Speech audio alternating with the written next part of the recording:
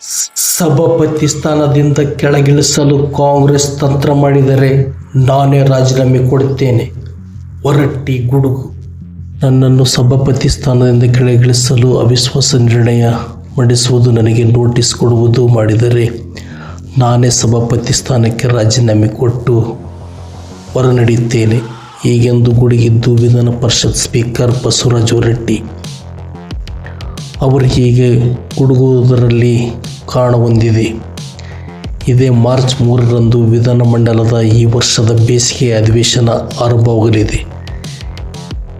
ಇದೇ ಸಂದರ್ಭದಲ್ಲಿ ವಿಧಾನ ಪರಿಷತ್ತಿನಲ್ಲಿ ತಮ್ಮ ವಿರುದ್ಧ ಅವಿಶ್ವಾಸ ಗೊತ್ತುವಳಿ ಮಂಡಿಸಿ ಸಭಾಪತಿ ಸ್ಥಾನದಿಂದ ಹೊರಟ್ಟಿಯವರನ್ನು ಕೆಳಗಿಳಿಸಿ ತಮ್ಮ ಪಕ್ಷದ ಒಬ್ಬರನ್ನು ಸಭಾಪತಿ ಸ್ಥಾನದಲ್ಲಿ ಕೂರಿಸಲು ಕಾಂಗ್ರೆಸ್ ಒಳಗೆ ಸಿದ್ಧತೆ ನಡೆಸಿದೆ ಎಂಬ ಊಹಾಪೋಹಗಳು ಹರಡಿವೆ. ಆ ಹಿನ್ನೆಲೆಯಲ್ಲಿ ಹೊರಟ್ಟಿಯವರು ಹೀಗೆ ಹೇಳಿದ್ದಾರೆ.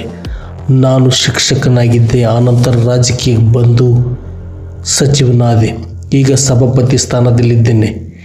ಈವರೆಗೆ ಸಾಗಿ ಬಂದಿರುವ ಹಾದಿಯ ಬಗ್ಗೆ ನನಗೆ ಸಮಾಧಾನವಿದೆ.